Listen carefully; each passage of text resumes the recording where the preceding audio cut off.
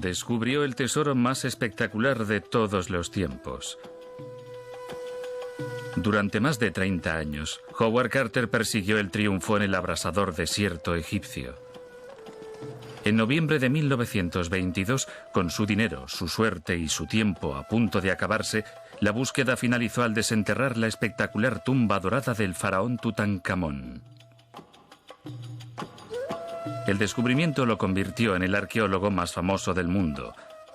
Pero la fama y el triunfo trajeron consigo angustia, confrontaciones y amargura que le atormentarían hasta su muerte. Howard Carter, triunfo y tesoro. Hace 3000 años, en Egipto florecía la mayor civilización de la Tierra.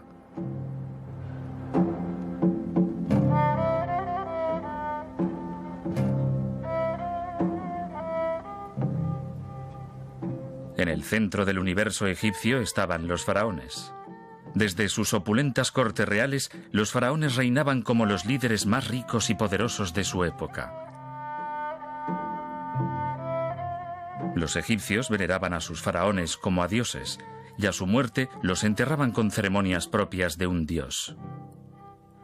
En el año 1323 a.C., Tutankamón ocupaba el trono de Egipto. El joven rey murió a los 18 años por causas desconocidas. Tras su muerte, el nombre del faraón Tutankamón fue olvidado por el mundo, enterrado bajo el silencio del paso de los siglos. Cuando la tumba de Tutankamón fue descubierta en 1922, el acontecimiento cautivó al mundo.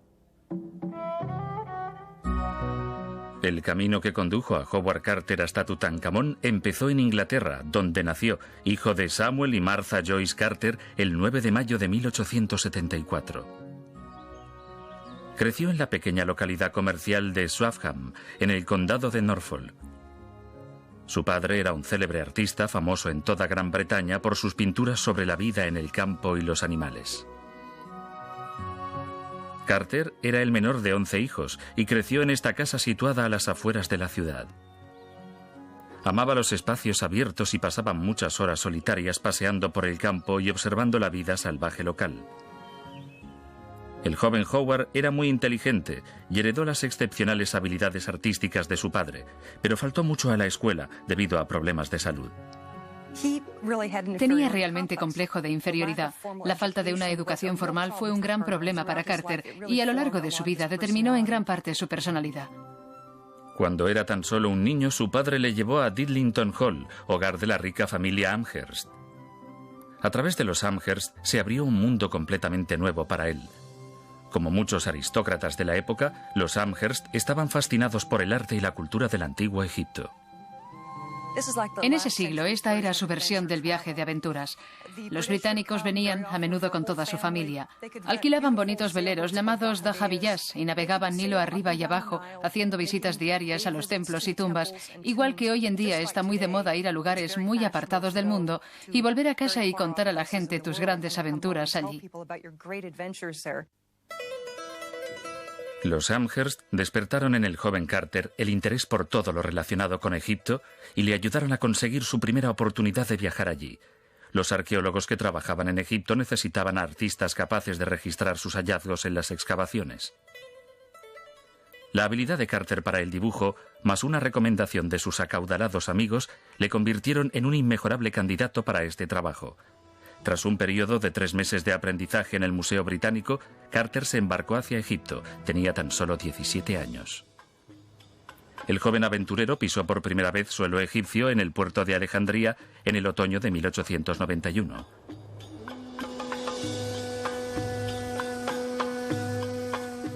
Poco se imaginaba que Egipto, la tierra de los faraones, era también la tierra de su destino. Tras viajar a El Cairo, se puso en camino hacia su primera excavación. La suerte estaba con él. Uno de los primeros hombres en tomarlo bajo su protección fue el brillante Flinders Petrie, el padre de la arqueología moderna. Aunque Petrie quedó impresionado con las habilidades artísticas de Carter, lo que realmente necesitaba era un chico para todo. Pronto involucró al joven en todo el proceso de excavación. Excéntrico, duro, variable y exigente, Petrie era un jefe difícil, pero bajo su guía, Carter recibió una valiosísima formación. Sería seguramente la mejor formación que uno podía recibir en esa época sobre arqueología egipcia. Quiero decir que uno puede ir a una escuela o a la universidad y aprender jeroglíficos y estudiar historia e historia del arte, pero eso no le prepara realmente para excavar en Egipto. Bajo la tutela de Petrie, Carter aprendió rápidamente todos los entresijos propios de una excavación. Pronto vio que poseía las cualidades necesarias para este meticuloso trabajo. Cuando su aprendizaje con Petrie terminó, se trasladó a Luxor, Nilo arriba. Allí los arqueólogos desenterraban la que una vez fue la comunidad más rica y poderosa de la Tierra, de debajo de miles de años de arena y abandono. El trabajo de Carter era ayudar a restaurar y registrar los relieves de una de las mayores construcciones de Egipto, el templo de la reina Hatshepsut. Consiguió hacerse un nombre por sí mismo a base de talento y trabajo duro. Siempre parecía conocer a las personas adecuadas y estar en el lugar adecuado en el momento justo. Carter también aprendió a hablar árabe y desarrolló buenas relaciones con el pueblo egipcio. En 1899 llamó la atención de Gaston Maspero, jefe del Servicio de Antigüedades Egipcias, la organización que supervisaba todas las actividades relativas a los grandes monumentos de Egipto. Maspero estaba buscando a un hombre con el talento de Carter, alguien con amplios conocimientos de la arqueología egipcia y un conocimiento práctico del país. Él reconoció el potencial de Carter y sorprendió a la comunidad arqueológica internacional cuando nombró al joven inspector jefe de antigüedades del Alto Egipto. A los 25 años, Carter se encontró de repente en un trabajo codiciado por arqueólogos de todo el mundo. El salto de dibujante a supervisor le había llevado solo 8 años. Su campo de trabajo se extendió hacia la cabecera del Nilo, un exótico e importante centro arqueológico rebosante de historia. Entre los monumentos más célebres de la zona estaban las grandes estatuas de Abu Simbel en Nubia. Las casi perfectamente conservadas fachadas de Filas y las vastas ruinas de Tebas con el Valle de los Reyes al otro lado del río. Casi cada mes tenía que viajar Nilo arriba y abajo supervisando las ruinas de un imperio. Howard Carter tenía toda una serie de tareas. Una era, en primer y más importante lugar, proteger los monumentos del vandalismo, de la destrucción. La otra era facilitar la accesibilidad a los mismos para los turistas y los visitantes. También se ocupó de que la ley se aplicase, y fue conocido por la audaz forma en que persiguió a los ladrones de tumbas y comerciantes de antigüedades corruptos. Incluso llegó hasta el punto de hacer moldes de las huellas de los zapatos de los ladrones de tumbas en un intento de identificarlos. Estableció su residencia en la orilla oeste del Nilo, cruzando el río desde Luxor. Carter era un solitario que parecía sentirse incómodo con la gente. Probablemente era bastante agradable, divertido y simpático. Pero creo que, bajo la superficie, había un hombre muy variable, que se enfadaba fácilmente, que se sentía un poco inferior, quizá debido a su educación. Era también muy tenaz y persistente. Tenía unos pocos amigos íntimos y nunca se casó, aunque se rumoreaba que tenía una amante francesa. Tiendo a creer que Howard Carter era un solterón empedernido, con costumbres profundamente arraigadas, y debido a sus peculiaridades y excentricidades, era probablemente mucho más feliz estando solo. Después de casi 5 años en su puesto en el Alto Egipto, le ofrecieron el aún más prestigioso puesto de inspector jefe del Bajo Egipto. Su nuevo territorio incluía el Cairo y la meseta de Giza, donde se encuentran las grandes pirámides y la Esfinge. Pero así como en el Alto Egipto todo le había ido bien, en el Bajo Egipto su suerte cambió. Todo empezó con un pequeño incidente en las ruinas de Saqqara que acabó en un gran fiasco.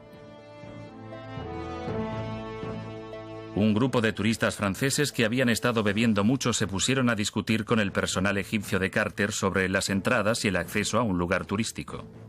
Me imagino que se pasaron de la raya con los capataces de Howard Carter y con los guardas de las tumbas. Se inició una pelea y él les pidió que se marchasen.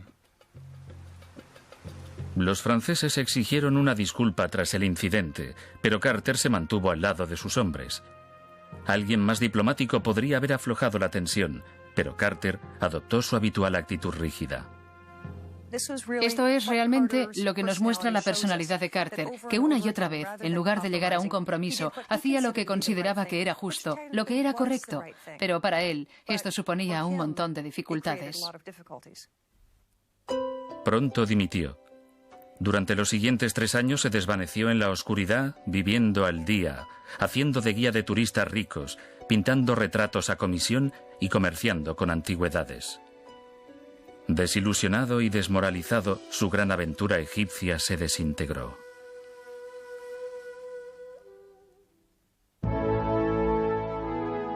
Después de más de 3 años viviendo en la desesperación, Carter conoció al aristócrata británico George Herbert, el 5º conde de Carnarvon. El acaudalado Carnarvon presidía un imperio empresarial desde su antigua morada en el castillo Highclere en Hampshire. Lord Carnarvon sentía debilidad por los caballos y los coches rápidos. En 1901 sufrió un serio accidente automovilístico que le dejó en mal estado de salud. Cada vez más vulnerable a los fríos y húmedos inviernos ingleses, empezó a pasar temporadas en el extranjero en climas más soleados. En 1903, Carnarvon se encontraba en El Cairo, aburrido. Empezó con la arqueología como hobby para aliviar el tedio. Su primera iniciativa en las excavaciones, en que empleó a decenas de hombres durante 6 meses, no fue un éxito. El único resultado fue un gato momificado en un ataúd de madera. Consciente de sus limitaciones, decidió recurrir a un profesional, alguien con la experiencia suficiente para supervisar una excavación seria. El hombre perfecto para este trabajo era Howard Carter. Howard Carter y Lord Carnarvon se complementaban realmente bien el uno al otro. Lord Carnarvon aportó un enorme entusiasmo al proceso de excavación. Howard Carter, por su parte, aportó su gran capacidad de atención por los detalles, lo que es fundamental para el proceso arqueológico y de recopilación de restos antiguos. Durante las siguientes temporadas hicieron algunos importantes hallazgos, pero su sueño común era poder excavar en el Valle de los Reyes, la legendaria zona de sepultura de los faraones. No se había hallado tumba alguna de faraón egipcio intacta. Todas ellas habían sido saqueadas por ladrones. Los antiguos egipcios creían que podían llevarse consigo al otro mundo sus posesiones terrenales. Así que llenaban sus tumbas con sus pertenencias más preciadas. El permiso para excavar en el valle lo tenía el millonario americano Theodore Davis, que se había atrincherado allí con sus derechos exclusivos. Carter y Carnarvon tendrían que excavar en otra parte hasta que Davis finalizase su trabajo. Su frustración por tener que esperar a Davis se agravó con el estallido de la Primera Guerra Mundial. Ambos hombres fueron absorbidos por la intervención británica en la guerra. Carnarvon regresó a Inglaterra y Carter entró a formar parte del Departamento de Inteligencia de la Oficina Militar en El Cairo. El papel de Carter en la guerra sigue siendo un misterio.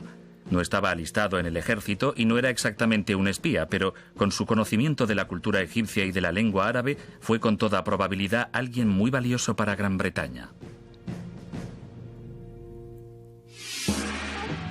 Una vez cumplidos sus deberes, Carter y Carnarvon continuaron con la persecución de su sueño de excavar en el Valle de los Reyes.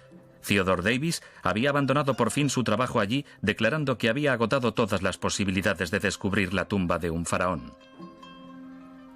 Pero Carter estaba seguro de que había un faraón con el que no se había contado. Tutankamón era considerado una posibilidad, porque su tumba no se había encontrado.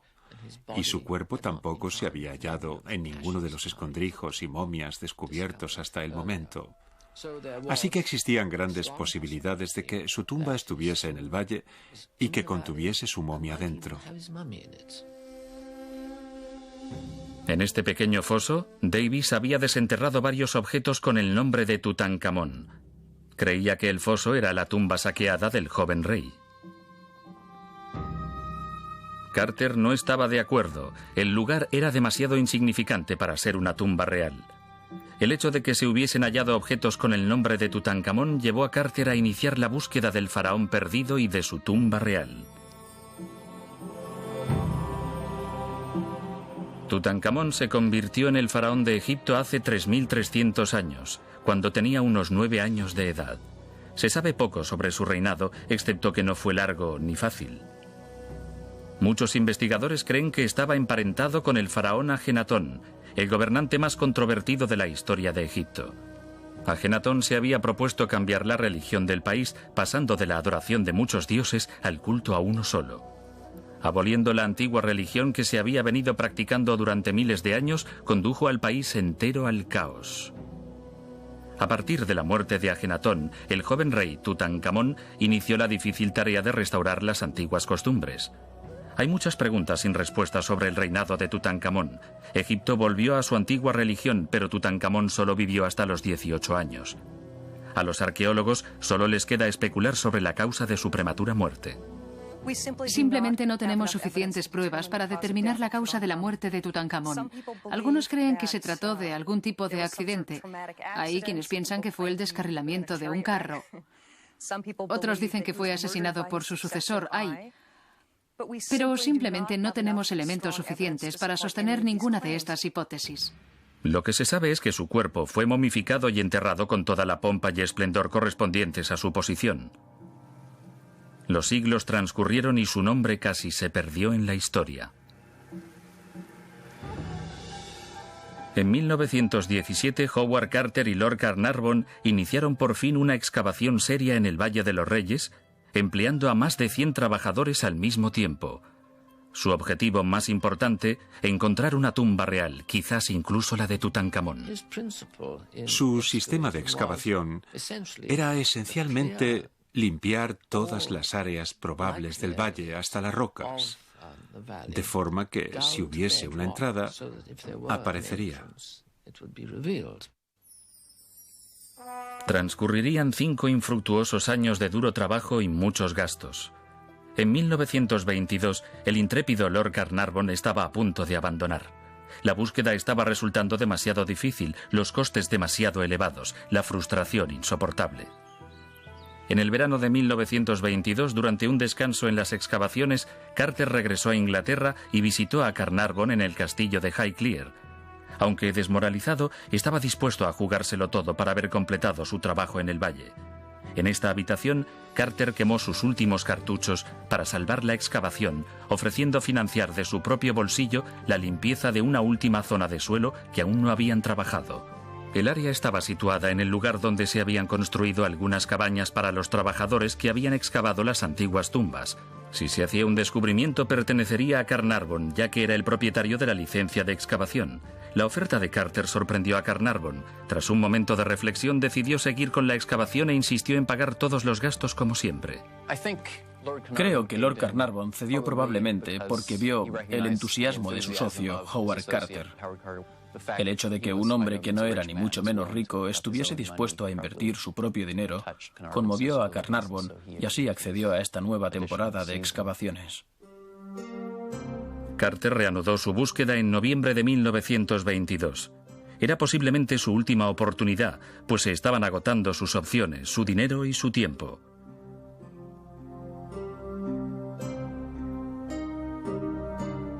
El primer indicio apareció cuando el chico encargado del agua descubrió un escalón accidentalmente al aplanar un trocito de suelo para colocar una jarra. Rápidamente, Carter ordenó a sus hombres empezar a excavar. Al final del día siguiente, habían despejado 12 escalones que conducían a una misteriosa puerta cerrada. Los sellos reales en la puerta indicaban que esta tumba había sido construida para alguien importante. Aún más intrigante era el hecho de que estos sellos estuvieran intactos. Recurriendo a toda su fuerza de voluntad, Carter decidió no romper la puerta.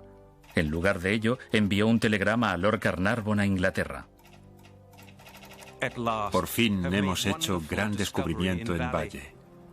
Una tumba magnífica con sellos intactos, recuperados para su llegada. Felicidades, Carter. Carnarvon y su hija, Lady Evelyn, partieron inmediatamente a Egipto. El conde había estado esperando más de una década un mensaje como ese. Después de años de búsqueda, Howard Carter sentía por fin que estaba cerca de un gran descubrimiento, pero aún tendría que soportar 2 semanas y media de espera hasta la llegada de Lord Carnarvon. Carnarvon y su hija llegaron a Luxor el 23 de noviembre de 1922. Como Carter, estaban llenos de curiosidad por lo que la tumba podía ocultar. Al amanecer de la mañana siguiente, Carter continuó con la excavación. Se retiraron más escombros de la puerta de la tumba, revelando un sello con el mágico nombre de Tutankamón. Un sentimiento de puro júbilo invadió al grupo.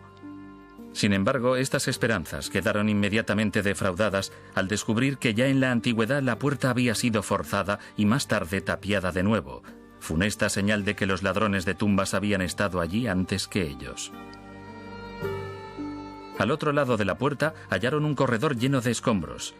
Se necesitaron casi 2 días para despejarlos. Al final del corredor había otra puerta. El momento había llegado. Utilizando una barra de hierro, Carter consiguió abrir un pequeño resquicio. Había pasado más de 30 años en Egipto en busca de lo desconocido. Ahora todo se reducía a este momento. Lady Evelyn le pasó una vela y a través de la negra oscuridad, Carter miró 3000 años atrás. Al principio no podía ver nada.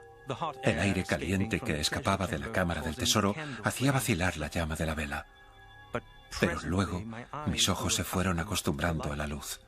Detalles del interior de la sala fueron emergiendo lentamente de la neblina. Extraños animales, estatuas y oro. Por todas partes el brillo del oro. Howard Carter. Deslumbrados y mudos de asombro, fueron haciendo más grande el agujero de la puerta y entraron. En el interior de la tumba flotaba un tenue perfume. Era como si la sepultura hubiese tenido lugar el día anterior. Allí se hallaba el tesoro más grande de todos los tiempos. Carter y Carnarvon habían conseguido por fin lo imposible. El día de los días, el más maravilloso que he vivido y que seguramente viviré jamás. Howard Carter. En estado de euforia, se retiraron a casa de Carter para pasar la noche.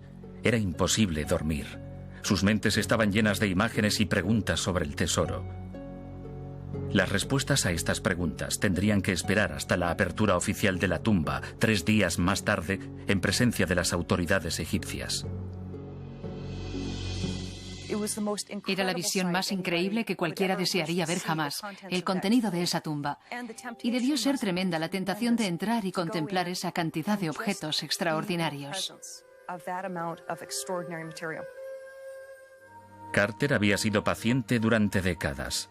En estas condiciones, sin embargo, encontró imposible contenerse por más tiempo. Durante esa misma noche, o en algún momento durante los días siguientes, Carter, Lord Carnarvon, Lady Evelyn y Arthur Callender, uno de los principales colegas de Carter, regresaron secretamente a la tumba para verla otra vez. Desgraciadamente, estaba claro que la tumba había sido saqueada en la antigüedad. Carter comparó la escena con el decorado de una ópera sobre una civilización largo tiempo desaparecida. Era obvio que los ladrones de tumbas habían estado allí al menos en 2 ocasiones anteriores, pero por alguna misteriosa razón no habían vaciado la tumba. Debieron ser interrumpidos de alguna forma y huyeron. Tendrían a alguien vigilando fuera y abandonaron la tumba rápidamente, o quizá fueron pillados en el acto, en cuyo caso las consecuencias debieron ser bastante severas. Carter vio una pequeña abertura bajo uno de los canapés en forma de animal, por donde los ladrones de tumbas se habían abierto camino. En otra pared, entre las figuras de dos guardianes, había una puerta que también había sido forzada y luego tapiada de nuevo por las antiguas autoridades egipcias. Incapaz de contenerse, Carter reabrió el agujero de los ladrones y él, Lord Carnarvon y Lady Evelyn se deslizaron al interior de la tumba. Lo que vieron seguidamente superaba sus fantasías más alucinantes. Llenando la cámara casi hasta el techo había un enorme sepulcro dorado. Allí era donde descansaba el cuerpo del faraón. Habían encontrado el tesoro más importante. La apertura oficial de la tumba tuvo lugar el 29 de noviembre de 1922. Como un par de traviesos colegiales, Carter y Carnarvon temían que su expedición secreta a la tumba fuese detectada por las autoridades. Como muestra esta fotografía, habían cubierto el agujero de la entrada con una cesta y paja. Sus preocupaciones fueron inútiles. Con toda la excitación, nadie notó nada fuera de lugar y la ceremonia de la apertura fue un éxito espectacular. La noticia del descubrimiento de la tumba de Tutankamón dio la vuelta al mundo.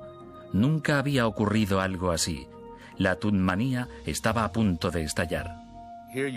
Tienes un lugar como Egipto, que ya está rodeado de cierto misterio y que es un lugar exótico. Y luego tienes una tumba llena de objetos de oro. Y tienes todo el romance sobre el niño rey.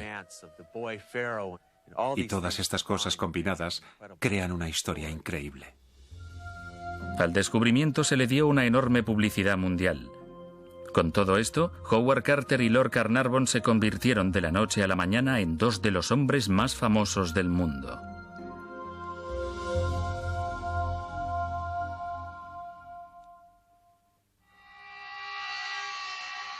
El hallazgo de la tumba de Tutankamón en 1922 fue solo el primero de los desafíos de Howard Carter. La excavación del contenido de la tumba sería igual de difícil. Metódicamente, empezó a formar uno de los mayores equipos de arqueólogos jamás visto. La enormidad del trabajo a que se enfrentaban no tenía precedentes. Nunca se había producido un hallazgo como este, así que no había líneas directrices que poder seguir. A menudo tendrían que improvisar. Carter demostró ser un brillante excavador. Aportó al trabajo 30 años de experiencia ganada duramente. Howard Carter fue uno de los grandes arqueólogos de este siglo y sería un error tremendo llamarle buscador de tesoros. Estaba muy dedicado a la arqueología egipcia. De hecho, creó nuevos sistemas de documentación, lo que es completamente opuesto a lo que se espera de un descuidado buscador de tesoros. Trabajando a menudo a temperaturas de más de 38 grados, los hombres iniciaron la laboriosa y tediosa tarea de registrar y extraer todo el contenido de la cámara mortuoria. Casi cada día desenterraban nuevas maravillas, extraños y bellos objetos de arte y valiosísima información científica e histórica. La verdadera cultura del antiguo Egipto manaba de la tumba. Como si el trabajo de excavar la tumba no fuese suficiente, Carter también tenía que soportar la presión de todas las fuerzas externas que rodeaban al proyecto. Esto incluía a la prensa, al gobierno egipcio y a miles de turistas. Era una tarea muy dura. Aunque era un brillante arqueólogo, Carter no era un experto en relaciones públicas. Sufría frecuentes tropezones. Lord Carnarvon causó un problema cuando concedió a un periódico derechos exclusivos para cubrir todo lo relativo a la tumba. Concedió derechos exclusivos al Times, al London Times, para cubrir todos los acontecimientos relacionados con la tumba. Esto acabó por convertirse en un problema. Creó una enorme rivalidad con los otros periódicos occidentales.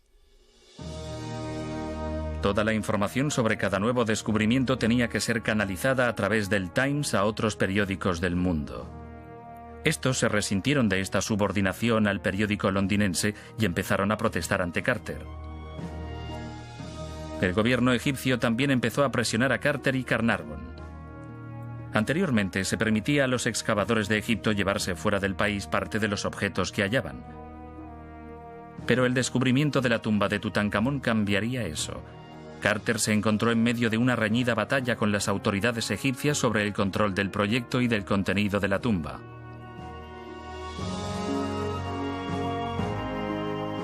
Los turistas también empezaron a acosar a Carter cuando llegaron por millares a Luxor para tratar de ver la tumba. Todos tenían que pasar por él para conseguir su oportunidad y él odiaba hacer de guardián de la tumba. Carter estaba acostumbrado a tener el control, ahora empezaba a sentirse abrumado.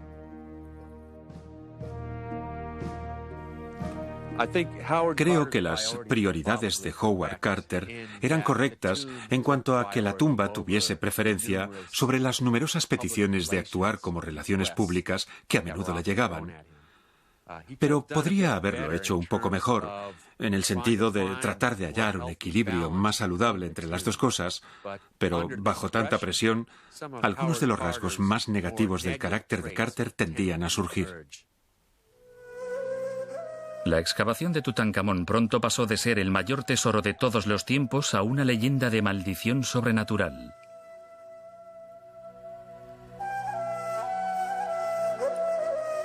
Según esta leyenda, a finales de febrero de 1923, Lord Carnarvon fue picado por un mosquito. Luego, en su hotel de Luxor, se cortó la picadura al afeitarse. Empezó a tener fiebre, pero pareció recuperarse. El 14 de marzo viajó a El Cairo. Después de cenar fuera, fue al cine y luego volvió a su hotel con una fiebre extremadamente alta. Su estado de salud se agravó. Desarrolló una infección en la sangre y neumonía y durante las primeras horas del día 5 de abril de 1923 murió. Lord Carnarvon tenía 57 años. Dicen que misteriosamente, en el momento de su muerte, todas las luces de El Cairo se apagaron y 3.200 kilómetros más allá, en el castillo de Highclere, su perro, según se dice, aulló y cayó muerto. Había nacido la maldición del faraón Tutankamón. Es verdad que hay maldiciones en el antiguo Egipto, y esto ocurre en una serie de tumbas. Normalmente están situadas en las puertas de entrada. Generalmente hay una lista de desgracias que le ocurrirán a la persona que destruya o entre en la tumba. Será devorada por un cocodrilo, o su mujer o su familia serán asesinados. La historia llevó a la prensa al frenesí. Cualquier pequeño indicio que podían encontrar para avivar la leyenda era publicado. El canario de Carter fue supuestamente mordido por una cobra el día en que la tumba fue descubierta, y a lo largo de los siguientes años, al menos 8 muertes sospechosas acontecieron a personas que habían visitado la tumba de Tutankamón. Pero, mientras que otras tumbas contenían advertencias de maldiciones, no se halló ninguna en la tumba de Tutankamón. Todo el asunto de la maldición es un invento. No había ninguna inscripción en la tumba con una maldición. No se halló ninguna tabla que tuviese algún tipo de maldición. Parece que fue algo inventado por periodistas aburridos u otras personas buscando una buena historia. La muerte de Lord Carnarvon aceleró todo eso. Maldición o no, Carter estaba ahora solo. Había perdido a su mejor amigo y aliado.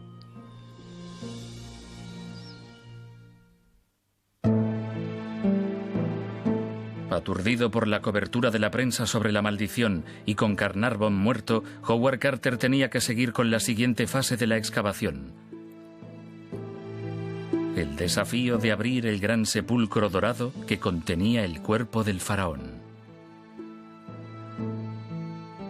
Carter descorrió los cerrojos de la primera puerta del sepulcro para descubrir otra puerta más, esta cerrada con un sello sin romper que llevaba el nombre de Tutankamón.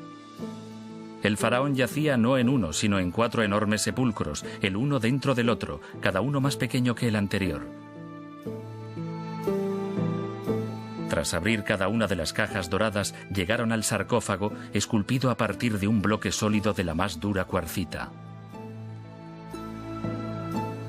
El 24 de febrero de 1924, la atención mundial se concentró en Luxor, cuando Carter abrió la tapa de granito del sarcófago.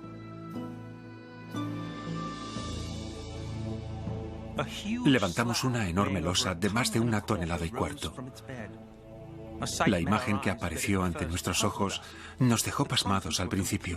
El contenido estaba totalmente cubierto por mortajas de lino oscuro. Enrollamos estas mortajas y gritos sofocados de asombro escaparon de nuestros labios.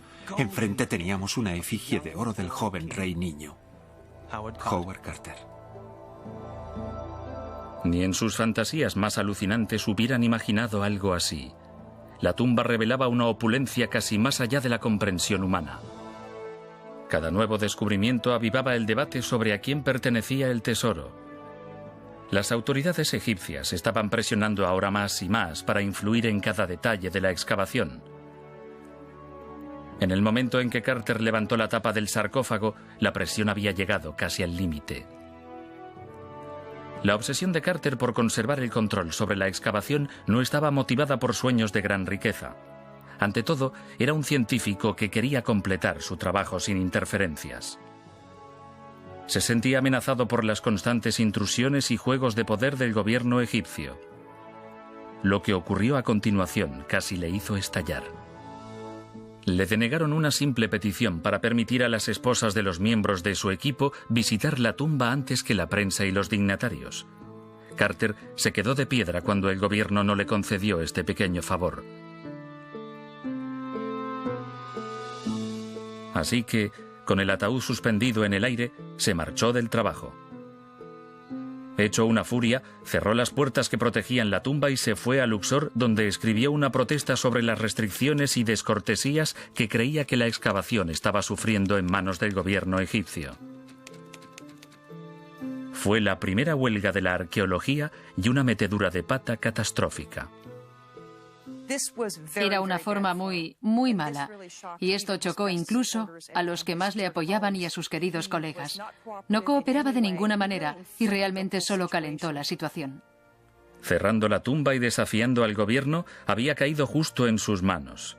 Ahora tenían motivos legales para cancelar su licencia para excavar. La excavación fue inmediatamente interrumpida. Totalmente frustrado, Carter decidió iniciar una gira de conferencias por Europa y América del Norte. No estaba preparado para el frenesí mundial que su descubrimiento había causado. Parecía que todo el mundo quería conocer al famoso arqueólogo, al hombre que había dado origen a la tunmanía. En Gran Bretaña conoció al rey Jorge V y sus conferencias rebosaban de público allá donde iba. Luego se dirigió a América, donde tuvo aún una mayor acogida. Creo que su recibimiento en América fue aún mayor que en Inglaterra. Viajó por todos los Estados Unidos dando conferencias sobre el descubrimiento de la tumba. Henry Ford personalmente le buscó para hablar sobre la excavación y fue invitado a la Casa Blanca, donde tuvo una audiencia privada con el presidente Coolidge. En Yale, recibió el título de doctor honoris causa en ciencias. Sin embargo, mientras recibía honores en América, otra crisis se preparaba para él en Egipto. Durante una inspección del lugar de la excavación, funcionarios del gobierno egipcio encontraron una estatua de Tutankamón dentro de una pequeña caja de madera en una zona donde los objetos de la tumba eran almacenados.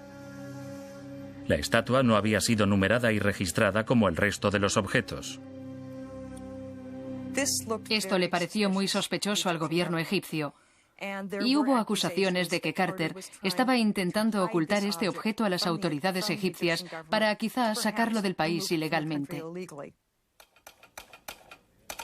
Por telégrafo, desde América, Carter explicó que este objeto era extremadamente frágil y que había sido puesto aparte para restaurarlo antes de numerarlo oficialmente.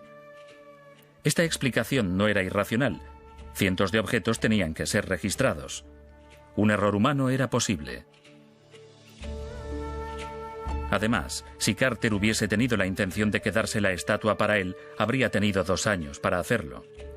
¿Por qué la habría dejado en el almacén tanto tiempo si tenía otros planes para ella? El gobierno egipcio aceptó su explicación y en enero de 1925 Carter regresó a Luxor. Pero el país había cambiado. El gobierno nacionalista, que había sido como una espina clavada en relación al control de la excavación, había perdido el poder. Los nuevos líderes del país estaban deseando que Carter volviese al trabajo, pero definitivamente se sobreentendía que el tesoro permanecería en Egipto para siempre. Carter estuvo de acuerdo. Como científico, quería terminar lo que había empezado. Retomando el trabajo donde lo había dejado, la próxima tarea era abrir el ataúd dorado y exponer la momia del faraón Tutankamón. Utilizando una polea se necesitaron 8 hombres para mover el ataúd de su lugar. Todos se preguntaban por qué era tan pesado. Al abrir la tapa, se encontraron con que no había solo un ataúd, sino 3, uno dentro del otro, cada uno más magnífico que el anterior. Y cuando llegaron al último ataúd, hallaron la razón del excesivo peso. Descubrimos algo asombroso. El tercer ataúd estaba hecho de oro sólido, una enorme máscara de oro puro. Howard Carter. A las 9:45 de la mañana del día 11 de noviembre de 1925, Carter y su equipo iniciaron la solemne tarea de realizar una autopsia del faraón. La autopsia reveló que Tutankamón medía 1,85 m de estatura y era de complexión delgada. Tenía alrededor de 18 años cuando murió. Tras la autopsia, Carter trabajó en el proyecto de Tutankamón otros 7 años. Vació 2 cámaras más llenas de tesoros y catalogó cada objeto que descubrió. En total, se tardaron 10 años en finalizar totalmente el trabajo. Casi inmediatamente tras la finalización del proyecto, la energía y ambición de Carter parecieron declinar. Quizás sabía que nunca podría igualar el descubrimiento de Tutankamón, o quizás la edad le empezaba a afectar. En el año 1932, Carter tenía 58 años y había pasado más de 40 excavando en Egipto. A finales de los años 30 se trasladó a Londres y sacó partido a su fama, convirtiéndose en un celebrado invitado en fiestas de sociedad y fincas campestres. Se trasladó a un piso cerca del Royal Albert Hall y llevó la vida de un caballero comerciante en antigüedades. Un acuerdo con la familia Carnarvon y los honorarios por sus conferencias le permitían llevar una vida acomodada. Pero tenía pocos amigos y sus días de descubrimientos quedaban atrás. Le sorprendió la falta de reconocimiento oficial de sus logros por parte del gobierno británico. Otros científicos y exploradores habían sido nombrados caballeros por éxitos parecidos, pero para Carter no hubieron galardones ni honores reales. En muchos sentidos, estaban seguramente decepcionados por los muchos problemas políticos que habían seguido al descubrimiento de la tumba y por la forma en que Howard Carter los manejó. Creo que probablemente el gobierno británico de entonces en Egipto le veía más como una carga política que como un valor. Los problemas de salud empezaron a acosarle, y tras años de constante declive físico, murió el 2 de marzo de 1939 de la enfermedad de Hodgkin. Solo su sobrina, Phyllis Walker, estuvo a su lado al final. A su funeral acudieron pocas personas. Una vida de franqueza y polémica dejaron a mucha gente impasible ante su muerte. Howard Carter resucitó a una deidad. Un faraón muerto durante 3000 años volvió gracias a su talento y determinación. Si no fuese por Howard Carter, Tutankamón permanecería seguramente enterrado aún bajo la arena.